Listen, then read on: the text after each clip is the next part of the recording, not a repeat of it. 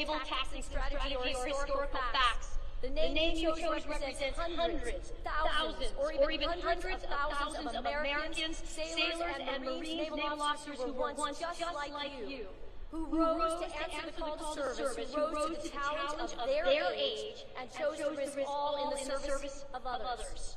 So 2025, while the stadium is a physical symbol and memorial to our Navy and our Marine Corps, always remember that you are the living legacy. You are the young people of our age who have chosen a life of service. Remember that name, and remember that you are assuming a rich heritage, a great honor, and a sacred obligation. But you have been preparing for this day and the assumption of those incredible responsibilities for the past 1,423 days since I-Day. Although this adventure is coming to a close, you are about to embark on many more. You are heading around the globe to places like Quantico, Pensacola, San Diego, Charleston, Norfolk, to Sasebo, Rhoda, and Hawaii, and to our international classmates who are soon to head home. A special congratulations to you. You each have an incredible future awaiting you. But no, Annapolis will always be here for you, and the Naval Academy will always be your home. And this moment right now, surrounded by your classmates and the legacy of those before you, this moment will be one of those that you will never forget. It will join other fond memories of crawling through mud and over obstacles at sea trials, bearing each other's weight as a team at Herndon twice, and swimming side by side at the first ever shellback ceremony. It will join memories of gloriously beating the Army at every opportunity.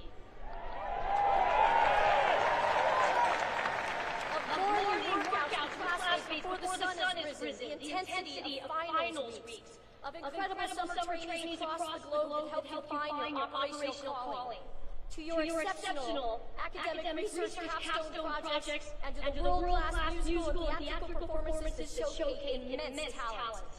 And all of those shared experiences culminated today in your commissioning. And while today is the end of one chapter, it's the beginning of careers as Navy and Marine Corps officers.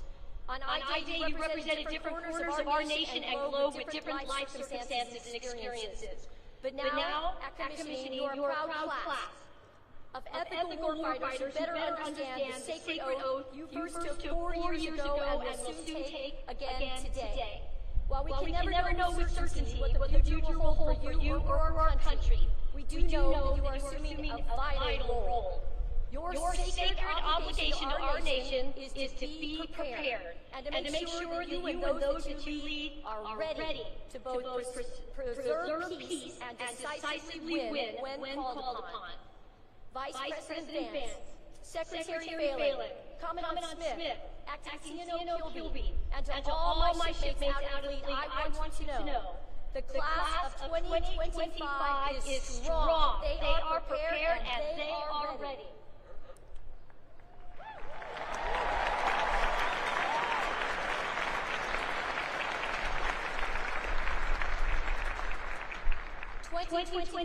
Your Naval Academy family is incredibly proud of you. I'm incredibly proud of you, and I can't wait to see what you will accomplish in the years ahead. It is now my pleasure to introduce our 79th Secretary of the Navy, the Honorable John C. Phelan.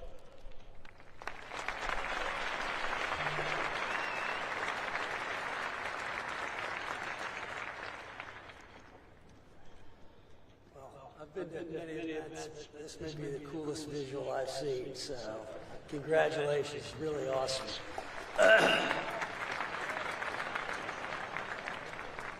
Mr. Vice President, Commandant, Acting Chief of Naval Operations, Superintendent, distinguished guests, faculty, staff, families, and most importantly, the class of 2025, good morning.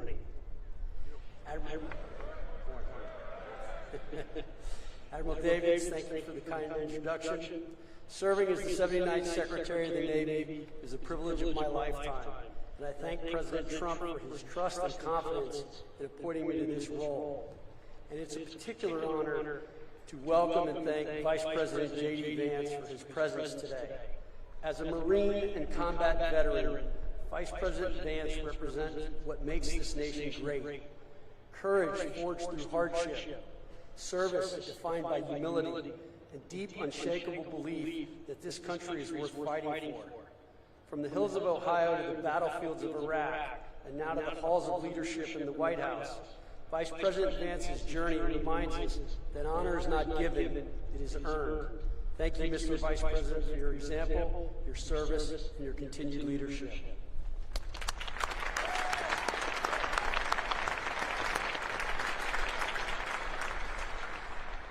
I'm truly honored and humbled to address the newest class of officers who will soon carry the weight of command and the hopes of our nation on their shoulders.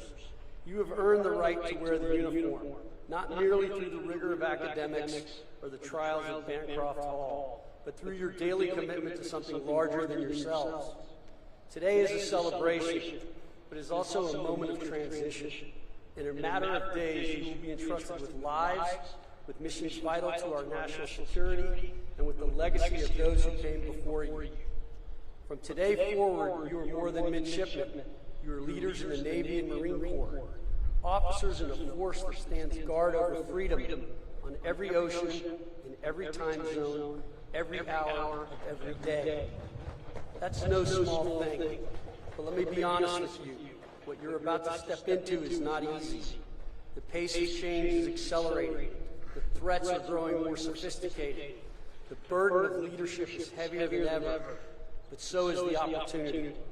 The opportunity to shape the future of naval warfare, the opportunity to lead diverse, talented teams in ways that will define missions and even save lives.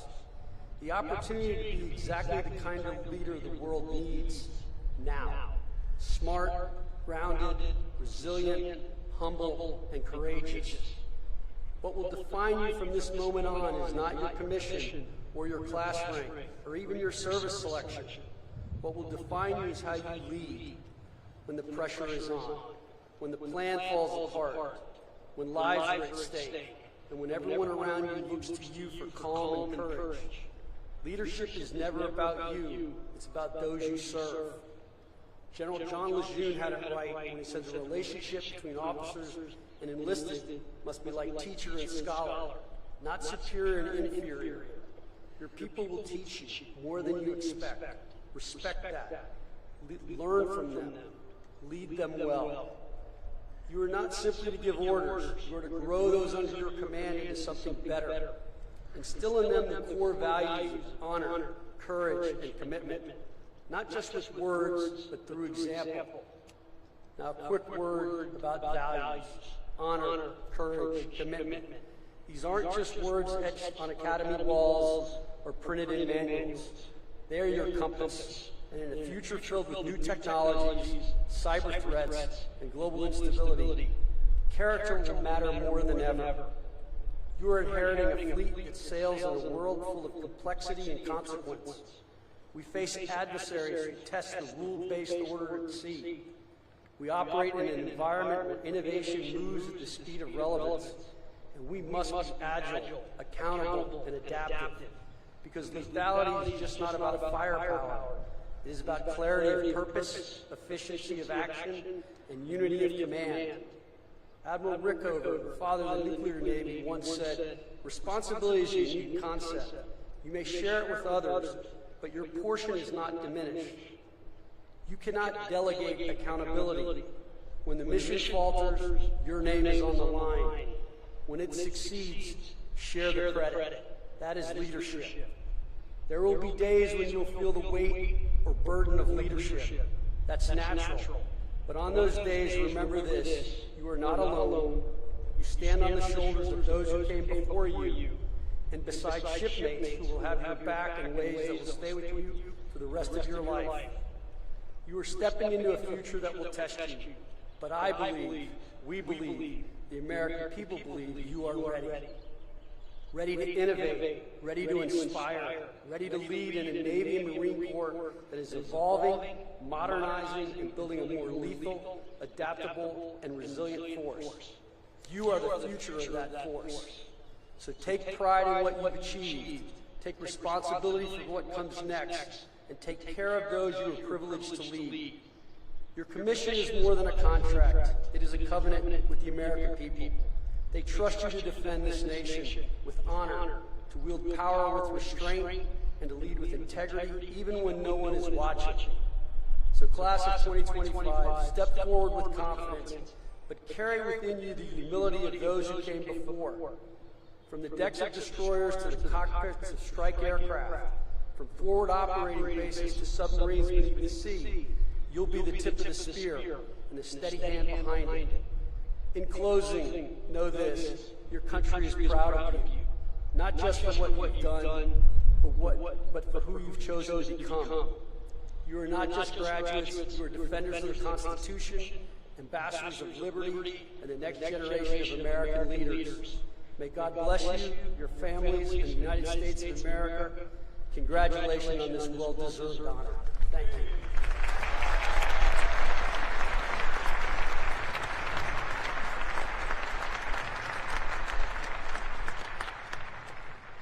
Ladies and gentlemen, it is my honor to introduce the 50th Vice President of the United States, the Honorable JD Vance.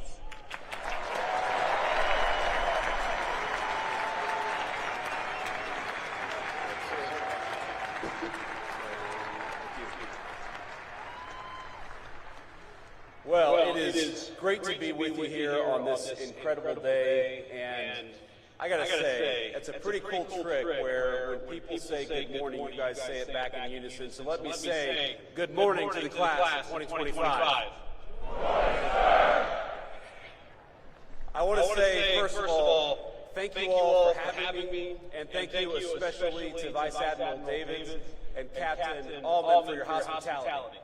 Thank you as well, of course, to Secretary Phelan for that great speech, Admiral Kilby, and General Smith for all that you do for our country.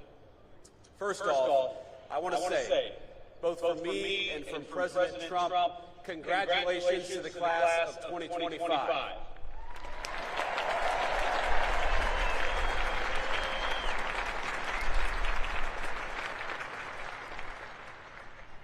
I want to say congratulations not just to you all, because you all certainly earned a great honor, but congratulations to the families, the friends, the faculty, plus the other midshipmen and service members who join us on this beautiful morning and share in this incredible day.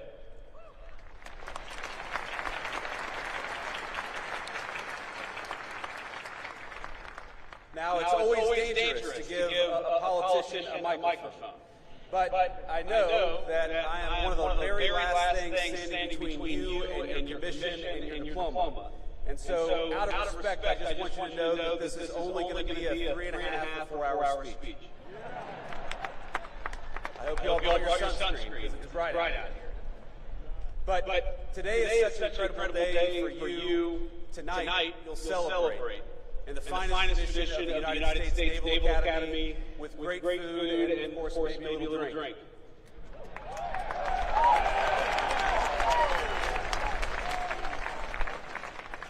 But I hope that as you celebrate, you remember that this is not just your day, as hard as you've worked for it. This day belongs to parents, grandparents, aunts, uncles, teachers, brothers, sisters, and so many others. You, all of you, are the product of an incredible legacy. People who worked hard to give you a good education, food on the table, and a sense of possibility. People who took you to church, to practices, to tutoring sessions. People who prayed for you when you struggled and celebrated with you at moments just like today. Most of you are fortunate enough to have someone here to celebrate with you. Some of you don't. But whether they are here with you or not, the very best piece of advice I can give you is to begin your life in the fleet with the spirit of gratitude. Be thankful for all the people gathered here today and those who aren't, because they made you who you are, and they got you where you are today.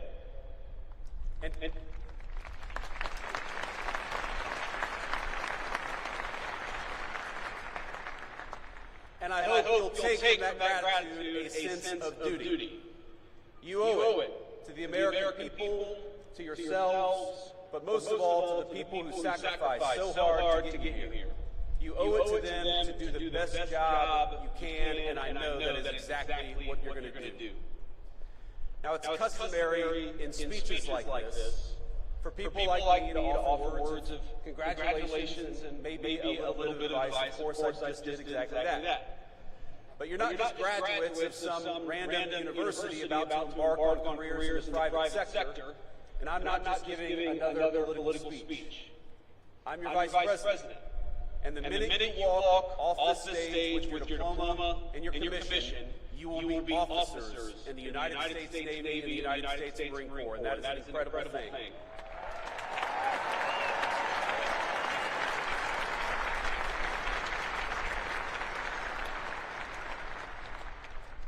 You will be leaders of men and women in our armed forces. So while President Trump and I congratulate you on this incredible achievement, I also thought it would be appropriate to tell you a bit about how the President and I think of your mission in this new and very dangerous era for our country. Now, last week, the President took a very historic trip to the Middle East, meeting with heads of state in Qatar, Saudi Arabia, and the United Arab Emirates. Most of the headlines focused on the trillions of dollars of new investment the President secured for our country, and that's, of course, an important thing. But I actually think the most significant part of that trip is that it signified the end of a decades-long approach in foreign policy that I think was a break from the precedent set by our founding fathers. We had a long experiment in our foreign policy that traded national defense and the maintenance of our alliances for nation building and meddling in foreign countries' affairs, even when those foreign countries had very little to do with core American interests. What we're seeing from President Trump is a generational shift in policy with profound implications for the job that each and every one of you will be asked to do. Now, following the collapse of the Soviet Union, our policymakers assumed that American primacy on the world stage was guaranteed. For a brief time, we were a superpower without any peer. Nor did we believe any foreign nation could possibly rise to compete with the United States of America. And so our leaders traded hard power for soft power. We stopped making things, everything from cars to computers to the weapons of war, like the ships that guard our waters and the weapons that you will use in the future. Why do we do that? Well, too many of us believe that economic integration would naturally lead to peace by making countries like the People's Republic of China more like the United States. Over time, we were told the world would converge toward a uniform set of bland, secular, universal ideals, regardless of culture or country. And those that didn't want to converge, well, our policymakers would make it their goal to force them by any means necessary. So instead of devoting our energies to responding to the rise of near-peer competitors like China, our leaders pursued what they assumed would be easy jobs for the world's preeminent superpower. How hard could it be to build a few democracies in the Middle East? Well, almost impossibly hard, it turns out, and unbelievably costly. And it wasn't our politicians who bore the consequences of such a profound miscalculation.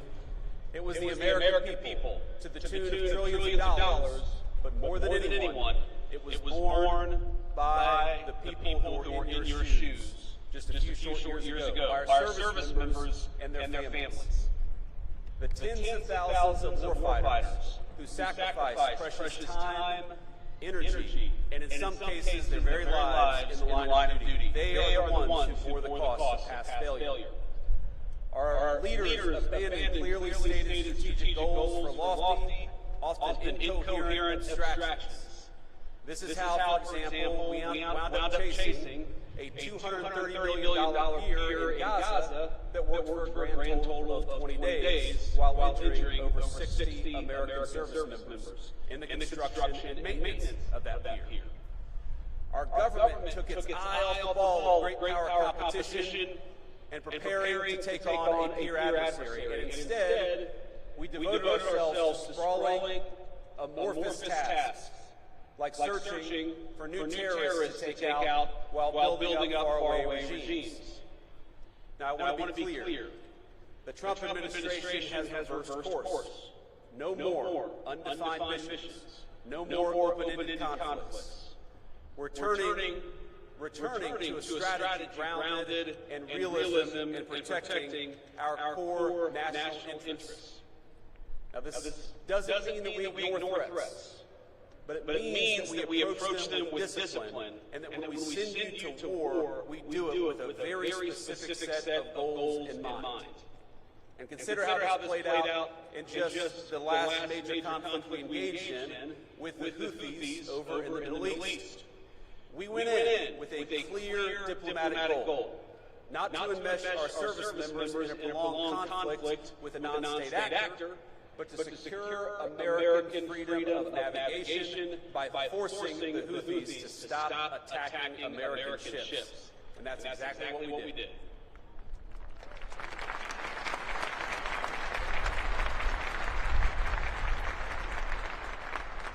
We pursued that goal through overwhelming force against Houthi military targets. In just the first 100 days of the administration, we were able to reach a ceasefire in a conflict that had been ongoing for nearly 2 years. That's how military power should be used, decisively with a clear objective. We ought to be cautious in deciding to throw a punch, but when we throw a punch, we throw a punch hard, and we do it decisively, and that's exactly what we may ask you to do.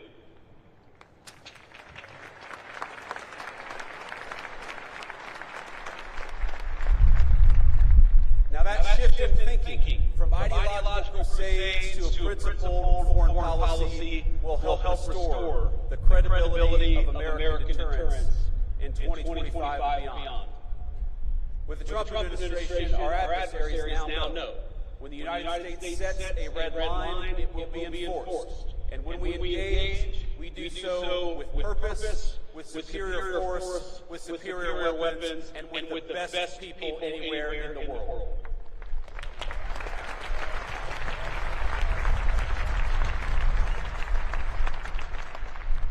Let me say something about weapons and the future of warfare. It is, of course, a priority of this administration, not just to keep, but to widen the technological edge between the United States military and our adversaries all over the world. In the wake of the Cold War, America enjoyed a mostly unchallenged command of the commons, airspace, sea, space, and cyberspace.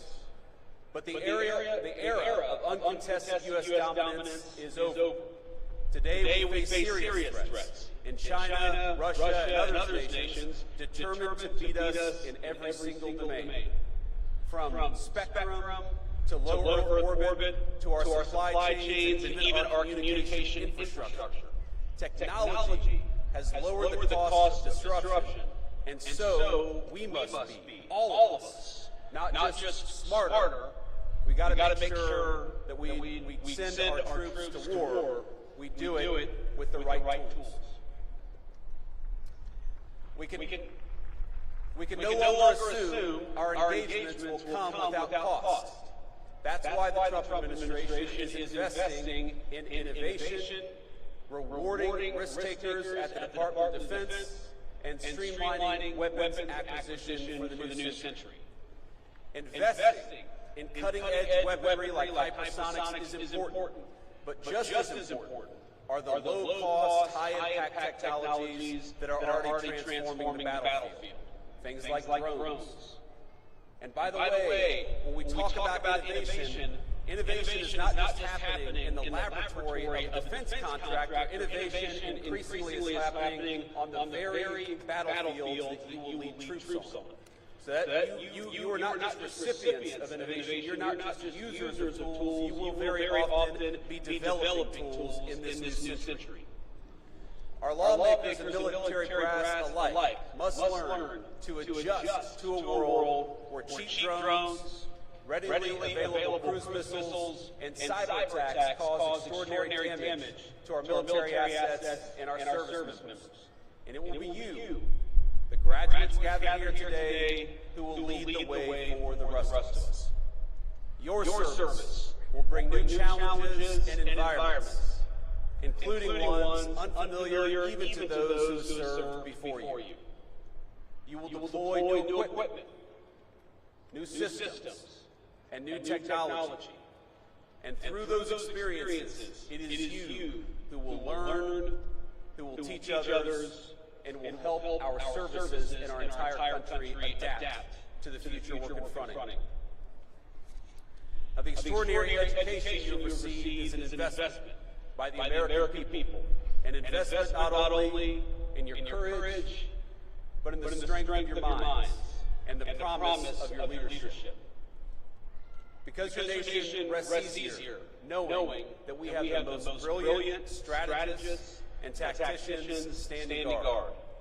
Men and women like you, brilliant enough to preempt and, if called, fight and win the wars of tomorrow.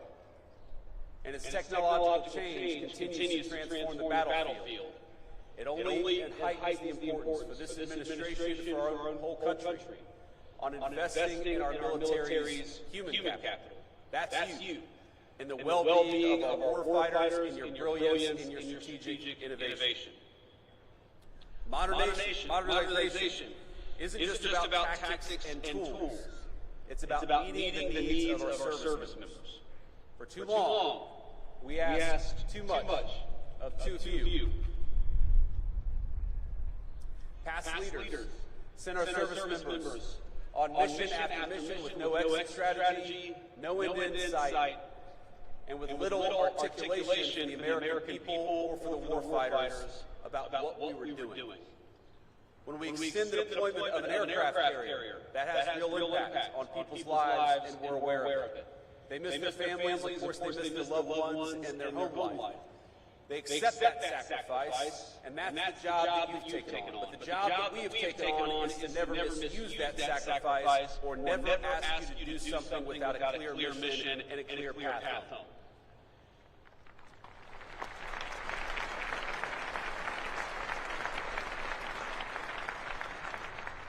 The Trump administration recognizes that our most valuable resources, it's you. It's young people who are brave enough to put on the uniform and risk your life for this country. And we promise, I promise, to cultivate that resource, to protect it, and to use it only when the national interest demands. And what makes your new life so unique is that you must take multiple perspectives. You will be junior officers, of course, answerable to commanders, captains, admirals, generals, and people like me. You will have to follow orders, even when you don't want to. And if I can offer one piece of advice from a junior enlisted guy to a bunch of new officers, to say that when you say, all do with all due respect, that is not a get-out-of-jail-free card. I got you guys are laughing back here. I got chewed out more times than I can remember because I assumed that I could say whatever I wanted to, so long as I said with all due respect for it. That's not how it works out. You learn that the hard way. But importantly, you are not just following orders. More often than not, you will be giving them. And just as I see you as our most precious resource, so you must see the men and women who call you sir and ma'am as your most sacred charge. You will not just be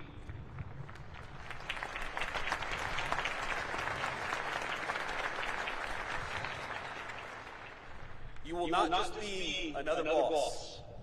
You will counsel them through triumph and tragedy. You will learn that there is no clear line between personal and professional for officers in the Navy and Marine Corps.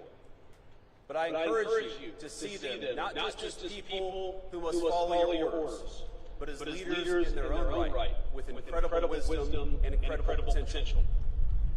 Now this is shocking to think about, but there are senior enlisted people who started their careers in the Navy or the Marine Corps before you were born, who will call you sir and ma'am and follow your orders.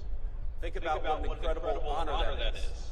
And think about what an incredible opportunity it is, not just to lead these men and women, but also to learn from these men and women. And that is the task before you.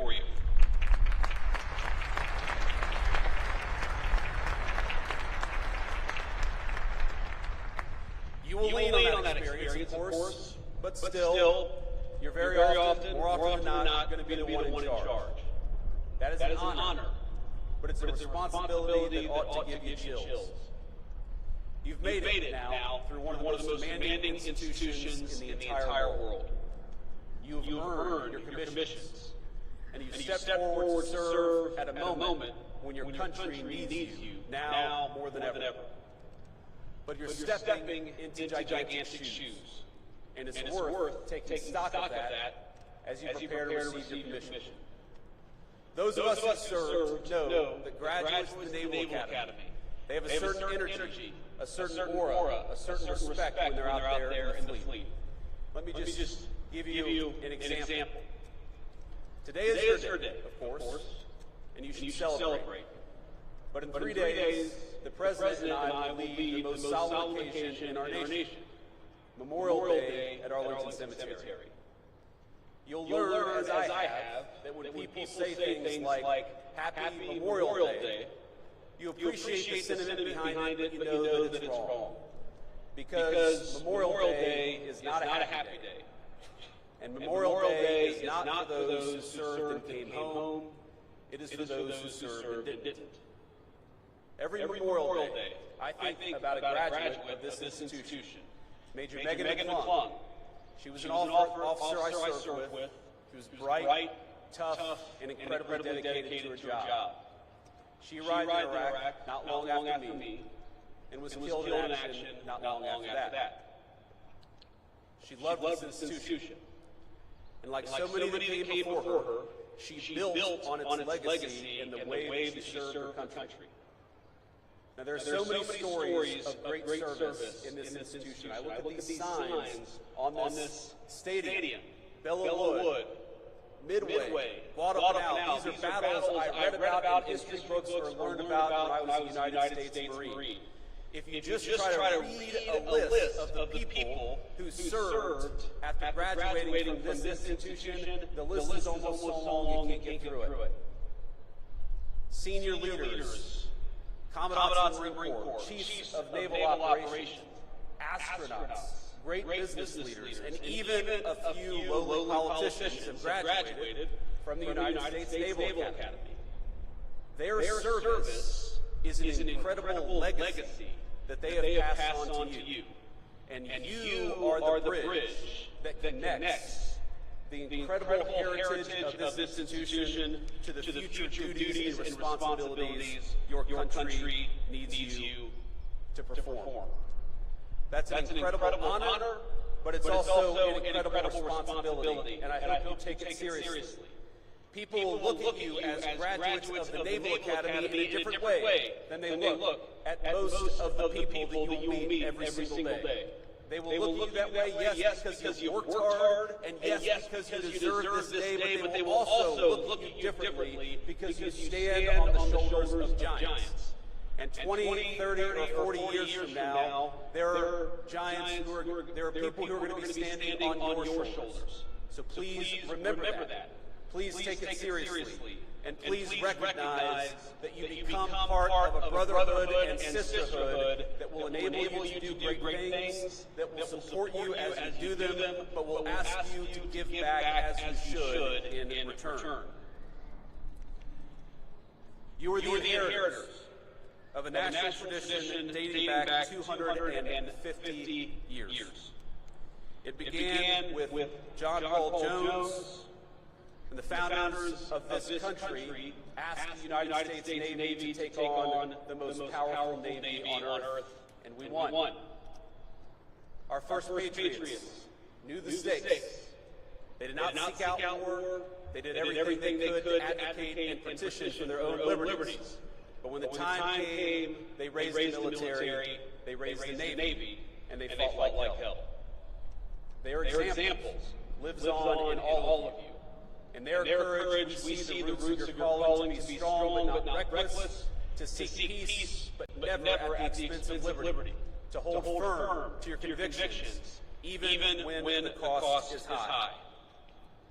Now, I want to say to all of you, I've been Vice President for all of about 120 days. And this summer, I will celebrate my 41st birthday. But I have never, in those 41 years, been so proud as I am today. To honor you, to celebrate you, and to congratulate you on a job well done.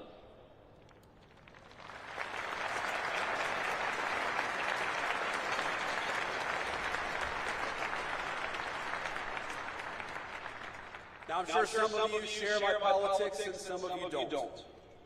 But I know today I speak for a grateful nation when I say we are rooting for you. Naval Academy Class of 25, we are proud of you and we depend on you. Congratulations, Godspeed, and do great work.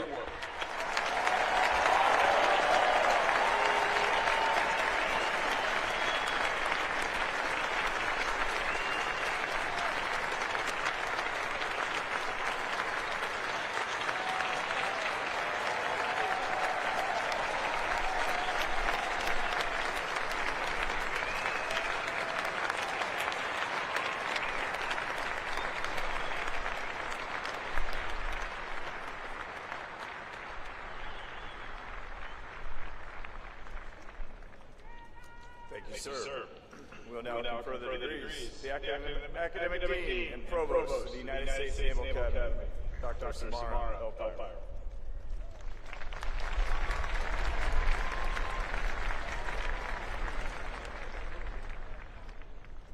Successfully completing the requirements and demands of a Naval Academy education is no small feat. From I-Day to today, it's a steady dose of challenges, ranging from academic to athletic to leadership and character development. I have no doubt that each of you has been challenged, perhaps in ways you never thought you would or to levels that you never thought you could achieve. But you rose to that challenge, and we congratulate each of you for doing so. To the families and friends of these soon-to-be Naval Academy graduates and officers, these soon-to-be ensigns and second lieutenants, and to the faculty and staff here today as well, I would like to thank you and congratulate you. The rare graduate is the one who never needed the support of family, friends, and mentors. These graduates, like the tens of thousands before them, have depended on your support and encouragement, and you were there for them when they needed it the most. I know you are proud of their success, and we are most grateful to you for your role in that success.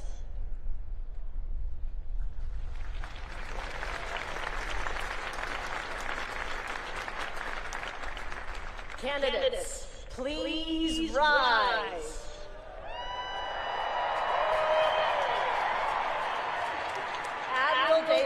On behalf of the faculty of the United States Naval Academy, I present these candidates for the baccalaureate degree and recommend that this degree be conferred upon them.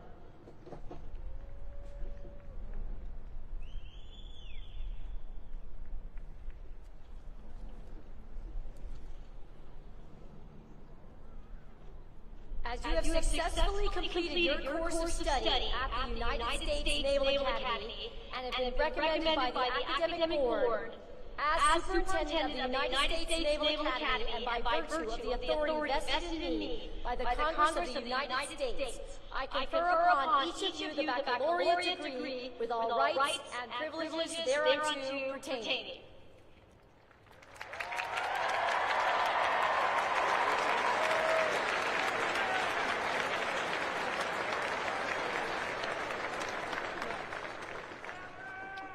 Please be seated.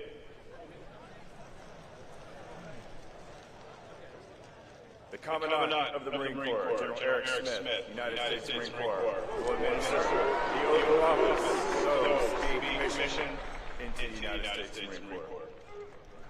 General Smith, I present 257 midshipmen of the graduating class of 2025 to be commissioned into the Marine Corps.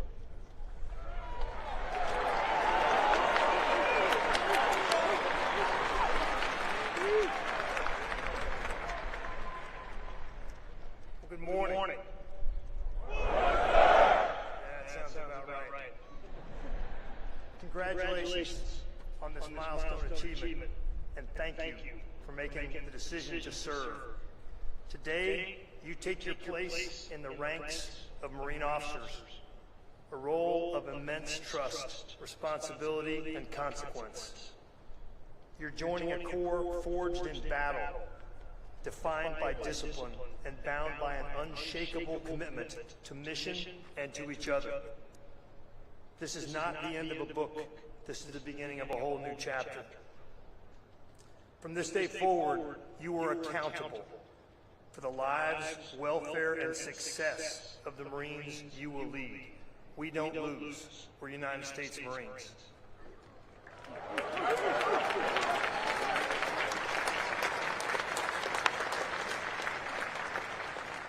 Your Marines won't follow you because of your rank.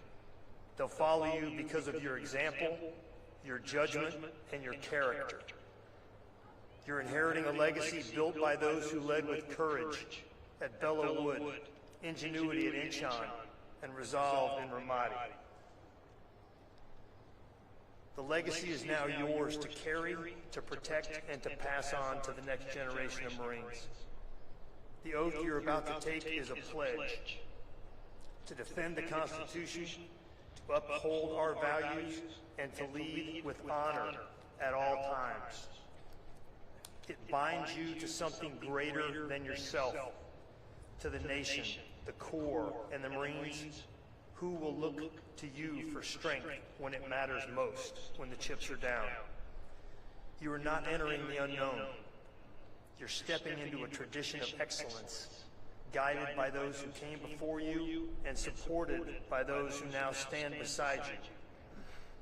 The path ahead will be the most demanding period of your life, but it will also be the most rewarding work you'll ever do.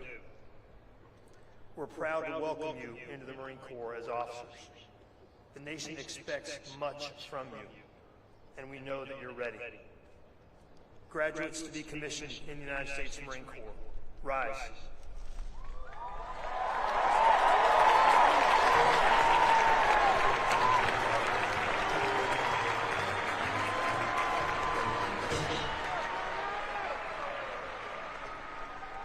Raise your right hands.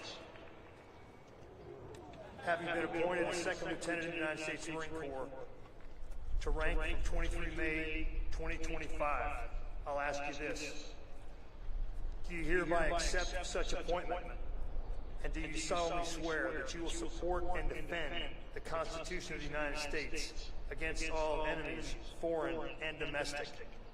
That you will bear true faith and allegiance to the same? That you take this obligation freely, without any mental reservation or purpose of evasion, and that you will well and faithfully discharge the duties of the office on which you are about to enter, so help you God.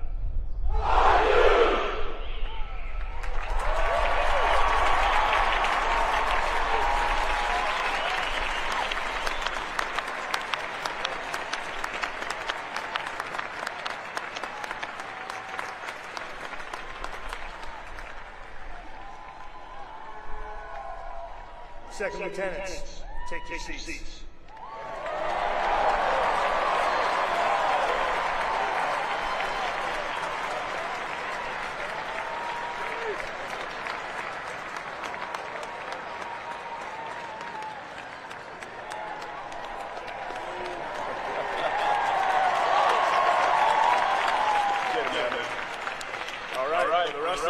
The Acting Chief of Naval Operations, Admiral Kilby, United States Navy, will administer the oath of office to those being commissioned into the United States Navy. Admiral Kilby, I present 764 midshipmen of the graduating class to be commissioned into the Navy.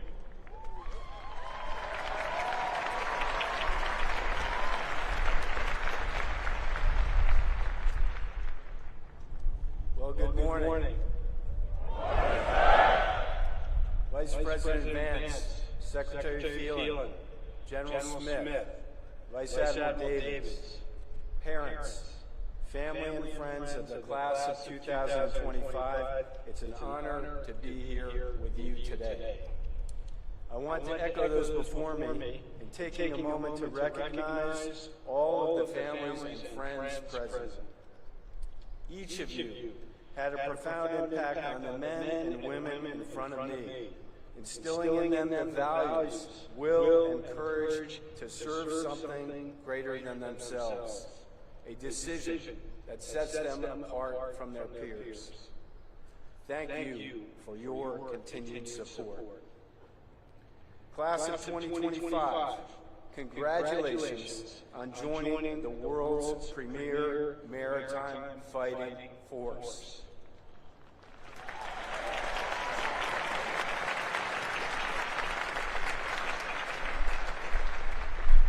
For 250 years, the United States Navy has provided our nation with the sea power and sea control needed to preserve our security, prosperity, and economic wealth. This year has been no different. Just take a look at our actions in the Indo-Pacific, in the Red Sea, and at the southern border. Soon, you will take your place in this Navy, delivering lethality and combat credibility against our nation's adversaries. I can think of no better time to join our fleet, and I can think of no better group of officers to meet this opportunity. Class of 2025, don't underestimate the significance of today. 39 years and 2 days ago, I was sitting right where you are, here in the Navy Marine Corps Memorial Stadium. And in just a few moments, you will raise your right hand and swear an oath to the Constitution. You will be joining millions of Americans throughout our nation's rich history who have taken the same oath to support, protect, and defend. I am counting on you to uphold these same ideals that your predecessors fought for, to uphold our Navy's legacy, to honor, courage, and commitment. As I close, let me leave you with a few thoughts. First, service is a gift. It's a gift to our nation, and a gift that I know you've learned to appreciate. Wear your uniform with pride.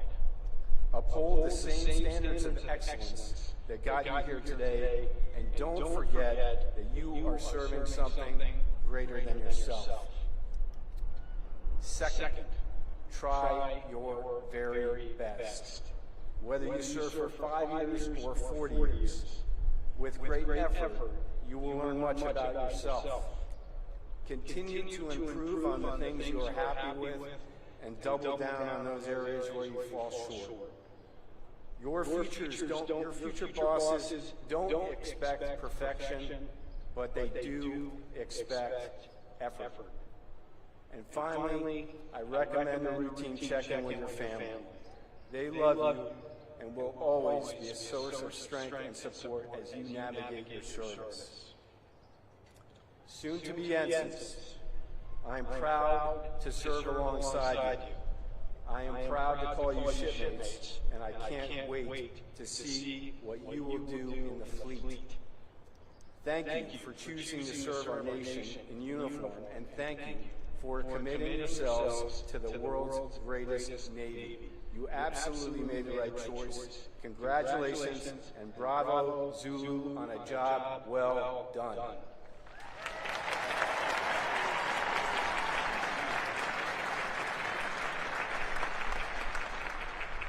Graduates to be commissioned in the United States Navy, please rise.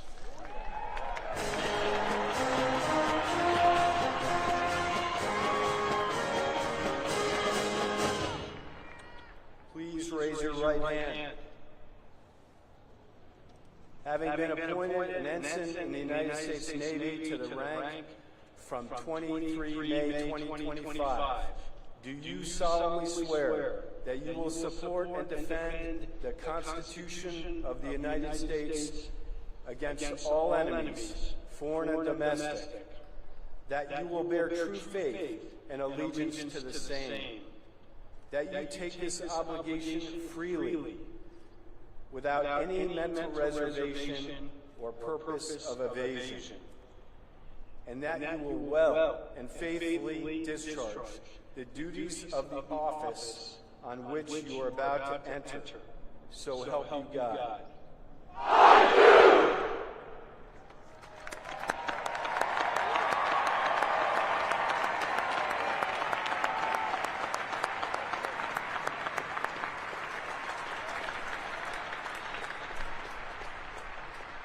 Ensigns, seats.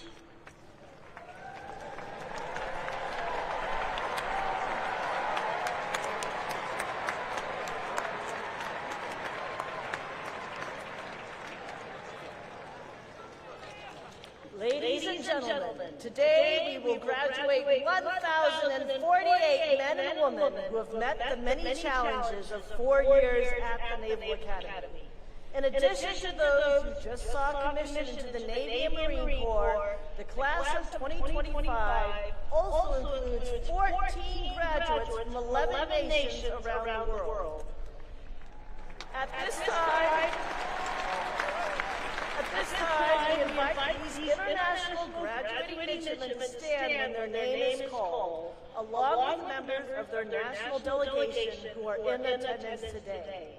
These graduates, whose national flags are flying above the memorial arches at the North End of the stadium, will return to their countries and serve with distinction in their armed forces or other government service. From the Arab Republic of Egypt, Ziyad Al-Gadbi. From the Republic of Tunisia, Ratu Malabouah. From the Republic of Indonesia, Juandito Cahaya Nugroho. From the Republic of Indonesia, Febiarta Suryana. From the Kingdom of Jordan, Tarek El-Zabah. From the Republic of Maldives, Hassan Nisha. From the Republic of Peru, Luigi Caparini. From the Republic of Philippines, Michelle and Angelou Deliorata. From the Republic of the Philippines, John Manuel Monreal. From the Democratic Social Republic of Sri Lanka, Isuru Akanayaka.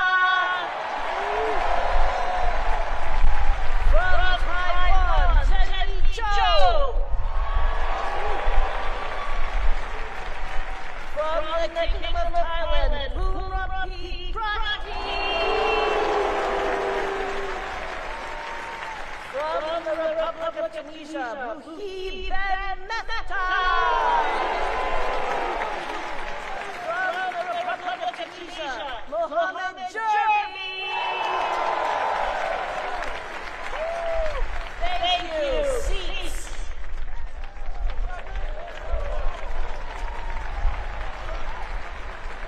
Today's graduates join the more than 90,000 men and women who have graduated from the Naval Academy since its founding in 1845.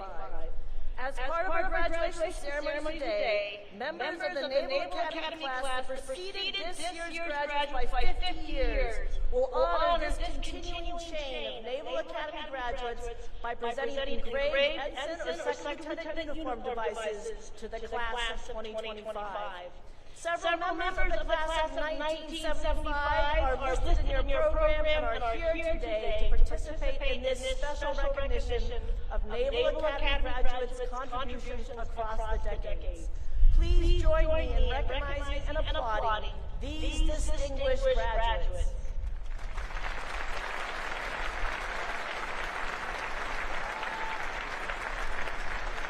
Finally, before we begin introductions of individual graduates, I should remind you of an important Naval Academy tradition. The parents and friends of each graduate are invited to stand when that graduate's name is called. In that way, we can recognize your contribution to the achievement of these fine young men and women. The Vice President will now present diplomas to those individuals graduating with distinction. Those members of the class of 2025 graduating with distinction, please rise.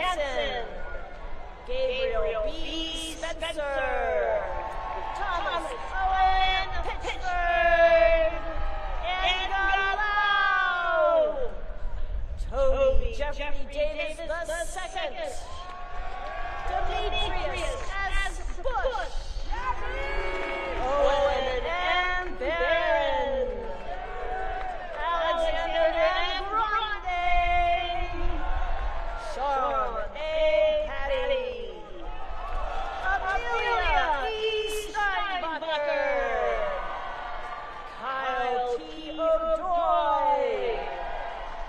Benjamin A. Miller, Kevin A. Lamb, Tanner Aloysius Kelly, Micah Jacob Verona Rica Frente,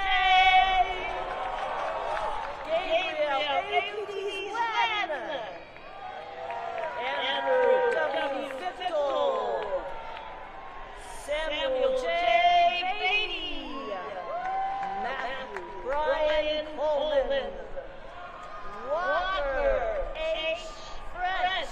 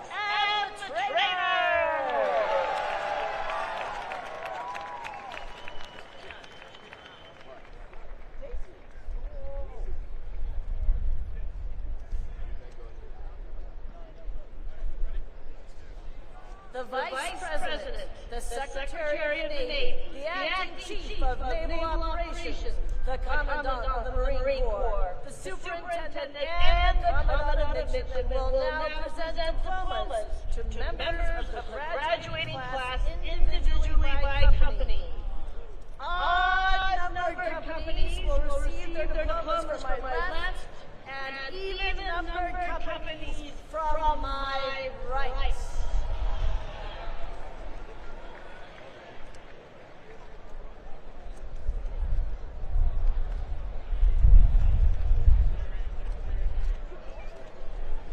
From the first company, Sanjana Basumale. From the second company, Carl Gabriel and Adriano. Joshua J. Cofer. Maya E. Marcelo. Benjamin W. Countess. Robert L. Benson. Anna B. Drinker. Noah E. Bloom. Raiden W. Volkersma. Jessica M. Carruthers.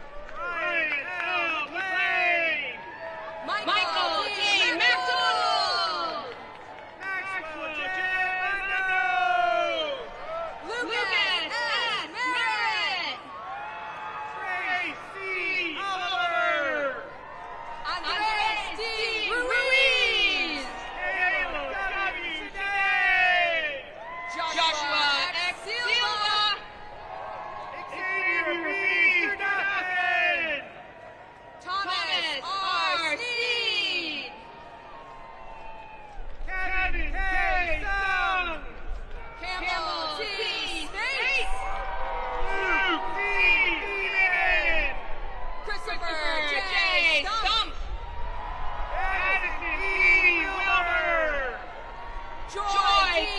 Texera. Ursula C. Wise. Tyler D. Villa. From the third company, Ray J. Dean. Eleanor G. Beasley. Thomas T. Bowie. Ryan W. Waugh. Chloe M. Lawson. Rebecca B. Wiley. Randall S. Weiner. From the fourth company, William Carter Ash. Joseph W. Sheehan. Cameron J. August. Isabella S. Newman. Jack H. Began. Margaret C. Geiger. Charlotte F. Lish. Samuel T. Graham. Ethan A. Horst. William G. Rabbit. Stelios E. Boyaki. Wesley S. Kim. Charlotte C. Brailsford. Roman J. Larocco. Luigi G. Gregorini. Kyla R. Manning. John M. Crotty. Ian J. McCollum. Simon S. McLeod. Dylan S. Dixon. Ron L. Ford. Gavin C. Gorek. Joshua L. Ryan. Paulina I. Hollis. Jack T. Norton. Chris T. Johnson. James A. Brody. Lane N. Londa. Julian J. Trilling. Caress S. Mack. Justin K. Werner. Megan B. Marengo. Tyler K. Woodward. Keanu D. Mark. From the fifth company, Mason Y. Banks. Charles K. Miller. Grace E. A. Loki. Byron E. Rose. Peter J.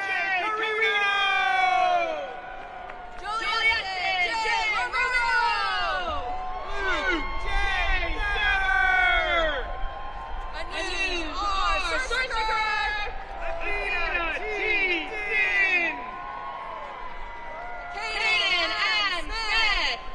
Leah C. Forsberg. Amelia R. Snyder. Maria A. Grapple. Ian C. Stewart. Alan Hum. Michelle R. Swessel. Luke J. Hess.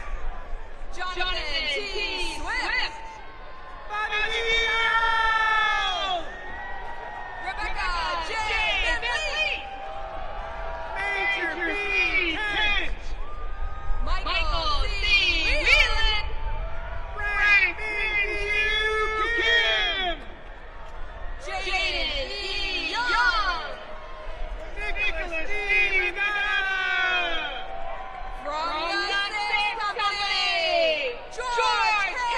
All. Liam T. McNeary. Josephine T. Bauer.